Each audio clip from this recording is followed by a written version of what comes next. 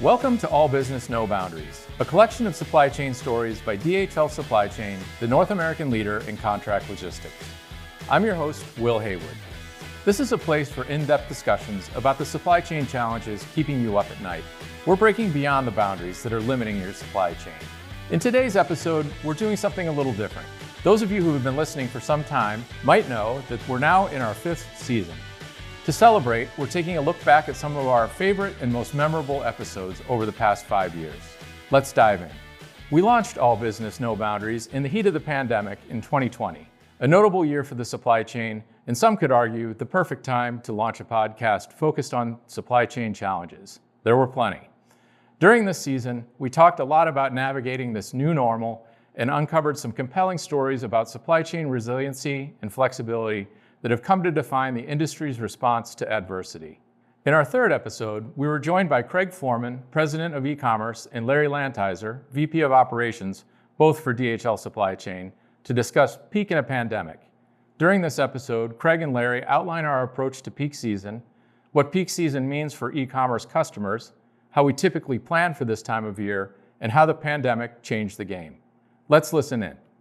I'm interested in knowing how you guys are talking to your customers about peak season within the context of COVID, what you think you can plan for versus what you think you can't, how the control dynamics are perhaps changed this year.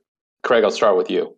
I'll take the first crack at that. I think this is everything that's on our minds and everything that's keeping us up at night at this point in time of 2020. Not just the pandemic and how we're managing our way through it today, but it's the pandemic and how we're going to manage our way through peak season. Every year, we work very closely with our customers on forecast and planning for peak season, and there's always an element of science and an element of crystal ball that goes into that forecast, because consumer behavior, e-commerce, you are directly impacted by consumer behavior every minute of every day.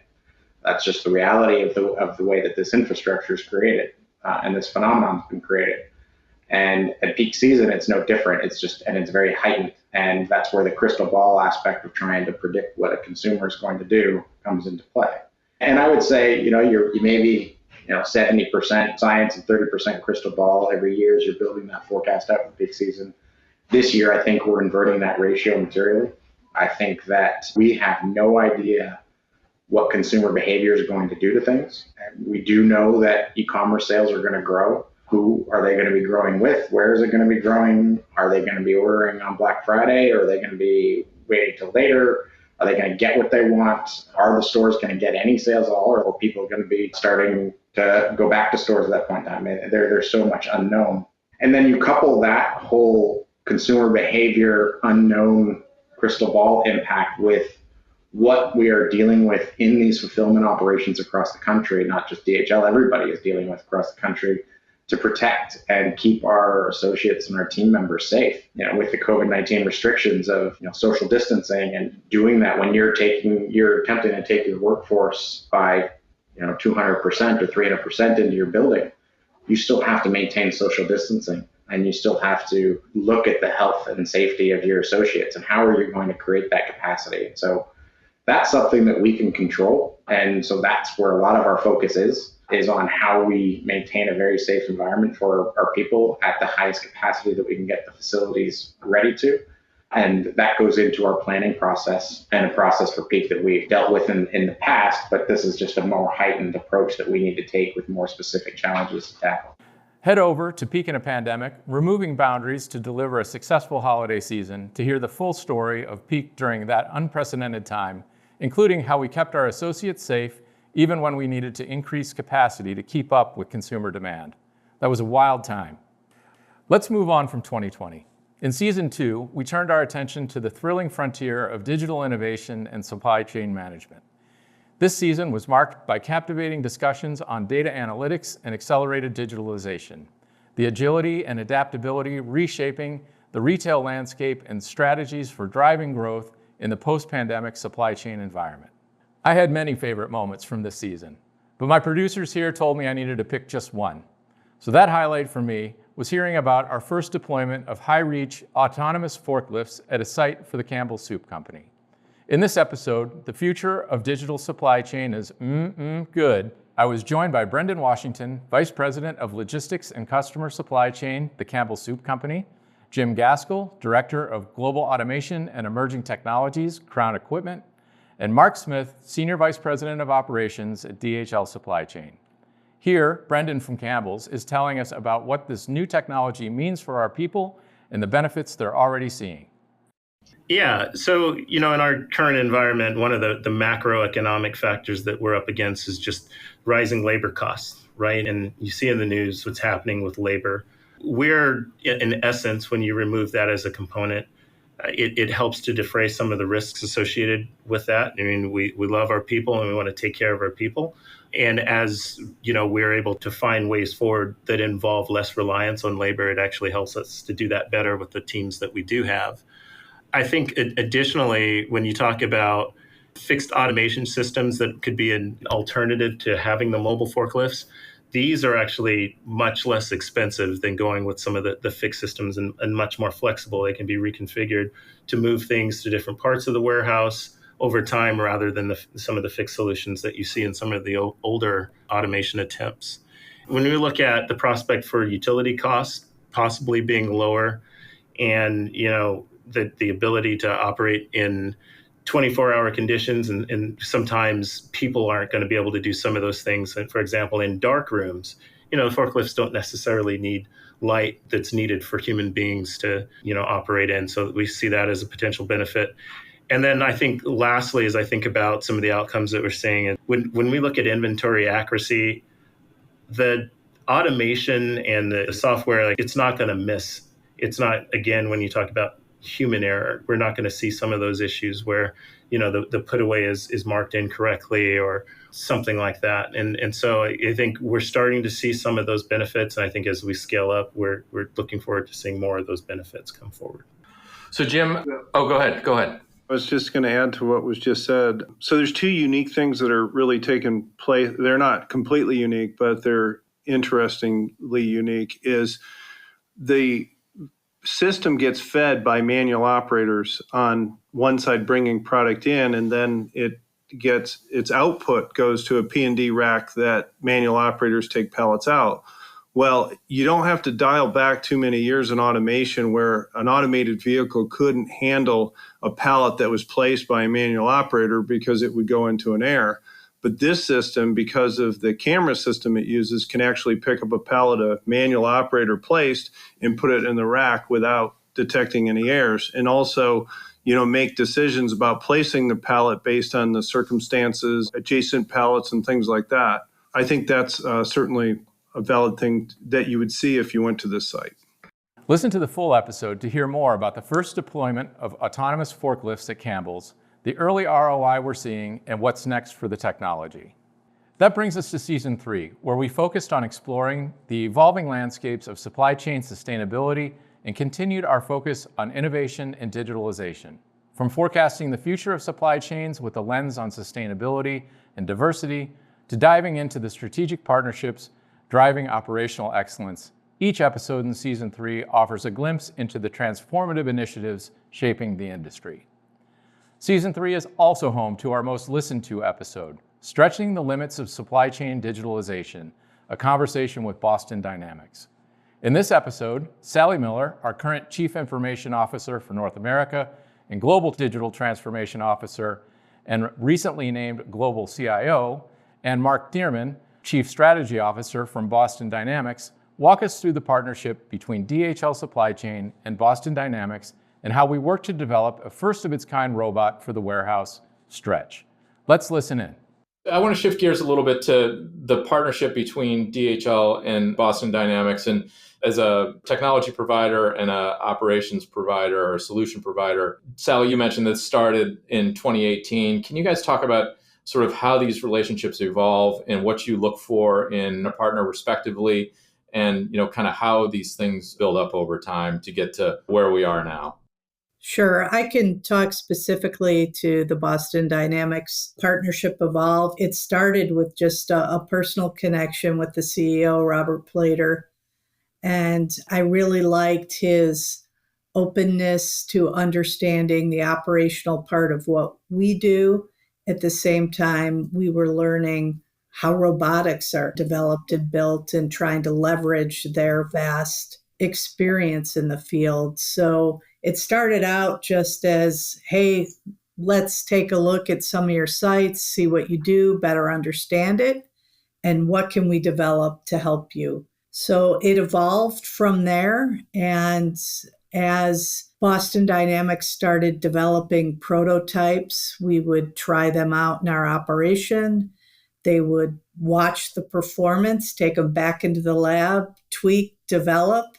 And it's been very exciting and gratifying to see the evolution from the first prototype to the actual product of Stretch as it is today. And like I've mentioned, I think it's more use cases for Stretch and potential other applications in what we do in supply chain. So we'll continue to have the open dialogue, and as Boston Dynamics gains more experience and education on our pain points and can develop solutions, we will collaborate, co-develop, and deploy for our customers is the plan. Mark, how do you see it, or how have you been involved? Yeah, it's been an amazing journey with DHL. And I think it shows two things. Number one is that DHL is really such an amazing partner for us because they realized that we needed to go on this journey together and build this robot together and build the specifications for robots like this. And it also shows the deep research commitment that Boston Dynamics has and the heritage that we have in research. And the way that we approach building custom robots for these types of applications. So it's been an exciting couple of years together, coming to this point where we now have a robot that is near its final production version, and seeing that deployed at DHL is really a dream come true for many of our engineers that have been working on this project for such a long time. As you heard Mark say, it has been an exciting couple of years for our two companies. Listen to the rest of the episode to hear more about how we develop Stretch and future plans for the robot. I'm going to sneak in another episode from season 3. One of my personal favorites was a conversation we had with Lorraine Terry from Jobs Ohio Beverage System and Jason Rowe, VP of Operations for DHL Supply Chain. I love this one because it speaks to the power of strong partnership and the incredible impact supply chain can have. Here's a quick listen. Take us back to 2017. What was the situation? What were you looking to accomplish? And how did you guys wind up working together? Yeah, well, the situation was dumpster fire. And Ohio was in a state where we had 4 distribution centers, 3 different 3PLs, I think at the time, 3 different companies that were actually running the distribution and picking of product. There was an overhaul of the system, and we all know when an overhaul of a technology platform does not go well, things just, fall apart. So good, bad, or indifferent, unfortunately, Ohio was in a state of not being able to track product very well, not being able to pay our suppliers very well for product, not being able to pay commission to our liquor stores the way that we are obligated to do so. So fast forward to 2017, brand new ERP goes into place. And with that shift in technology came a great opportunity to shift the way we distributed alcohol in Ohio. We, Jobs Ohio, being a private nonprofit, we did a bid. We had a bid. We looked for vendors. We considered the existing as part of that opportunity, but DHL just kind of rose to the top of the pile, right? For their expertise, their longevity in the role of a 3PL, for being an Ohio-based company. So 2017 was just this great opportunity for change in Ohio, and we had the right leadership over both entities, both the division liquor and at Jobs Ohio Beverage. We had the right leadership in place, great partnership opportunity. In comes to DHL at that time, and really just kind of a trifecta of what we needed here in Ohio. We're a bailment system, meaning that the product sitting in our warehouse is owned by the supplier who made it. So Bacardi, Diageo, Watershed here in Ohio bring their products to us, and out on the floor here, they still own that product. So there's a lot of trust that we needed from DHL to say, you'll care for that supplier's product. Jobs Ohio Beverage, have a contract with that supplier and a contract with DHL to do just that, care for that product, count the product, know where it all is and where it's sitting in our warehouse. And again, DHL was just the right fit for bringing that level of accuracy and processing and whatnot we needed. I'd recommend listening to that full episode. Go back and bookmark it for your next flight or wherever you have some downtime. It's a great listen. That brings me to Season 4. In Season 4, we welcome guests from the Scott's Miracle-Gro Company, Zebra Technologies, Nokia, the American Red Cross, and we even hosted our first journalist on the podcast, Lorianne Larocco from CNBC. One memorable episode for me from this season is our conversation with Robert Lindstrom, Director of Logistics for Glanbia, and Tom Kimball from DHL Supply Chain. Robert walks us through their decision to transition supply chain management from an internal team to DHL Supply Chain. It's a great story. Here's a snippet. I'm interested in this concept of first-time outsourcing because I know lots of folks across the industry think about it, and folks who are insourcers. Were there doubts within Glanbia about doing that? And if so, what were they? Yeah, absolutely. Biggest piece of it, I think, was they can't do what we know. And how do you take all that institutional knowledge and transition it to a new team, new systems, new providers? That was a big leap of faith. And as we went through that outsourcing assessment, that was such a big factor of why we landed with DHL. So you think about the labor in the market, definitely the king in the backyard that, we were fighting for the same forklift drivers or talent in the market. We were concerned about that. Could DHL then follow through on that? Or could our next 3PL follow through on sourcing all that? We got it done and we didn't maybe do it right, but, we got it out the door and it worked to a lesser extent. Changing to people that just didn't know the business, that was just the constant reoccurring conversation. And I think Tom led off with the fact that not only were we able to procure a 5-year agreement, but we actually kind of had a precursor agreement where we brought in who was going to be our general manager and a handful of DHL folks to kind of assess and be able to learn those. One of the biggest ahas during the process was understanding the process. So at that time, I was in the business here for about 6 months, and you ask a lot of questions, and there's just an inherent thought that we do it well or that we know how we do it. And then when you get under the hood and you really ask some probing questions, the bad habits and inconsistencies have become the norm. So it was really important that not only we find the right partner, but that they come in with us prior to see the old world, see how that institutional knowledge is transferring into the operation with the intent that with the knowledge, the know-how, the enhanced equipment, the better IT resources, you guys can take that and make it better for us, which needless to say happened time and time again here. So it was, say, a leap of faith internally for the folks that came up through the organization. I came in at a time where I was very fortunate to have a lot of leadership that was coming from big CPG that knew what good looked like. So we knew there was going to be growing pains. We knew there was going to be a lot of skeletons that were going to be found in the closets when we started really dipping into like the guts of the operation and really understanding how we got it done. But I think quickly through the startup, it was very apparent that it was not only the right choice, kind of in the short term here, but all those other steps that we made to kind of get the team on the floor and see the way that was done, I think built that trust beforehand, because now we had earlier working relationships, people that were now familiar names on a call or whatever the case may have been. We got a little bit of a jump start with the teams that do the work, with the employees that we were looking to retain. That was a big retention strategy of ours. So I think we quickly dulled any of those concerns that were just subjective. Folks hadn't really been, through the weeds on these kind of transitions before or dealt with a world-class provider that we had a lot of confidence in. So yeah, we had to kind of convince some of them, like, you just got to trust us and come along for the ride. And now they're the same ones banging on my door asking, what could we do next with DHL? Hear the rest of the conversation as Robert and Tom discuss the partnership between Glanbia and DHL in the episode. It's a marathon, not a sprint, ensuring Glanbia's supply chain can go the distance. We sure have covered a lot of ground in our first 4 seasons. Feel free to check out the episodes we just revisited or dive back into our past shows. There have been a lot of great stories in there. Thank you for listening to All Business No Boundaries. There's much more to come in Season 5 and beyond. Subscribe wherever you get your podcasts to stay up to date on the latest news, insights, and supply chain trends. See you next time.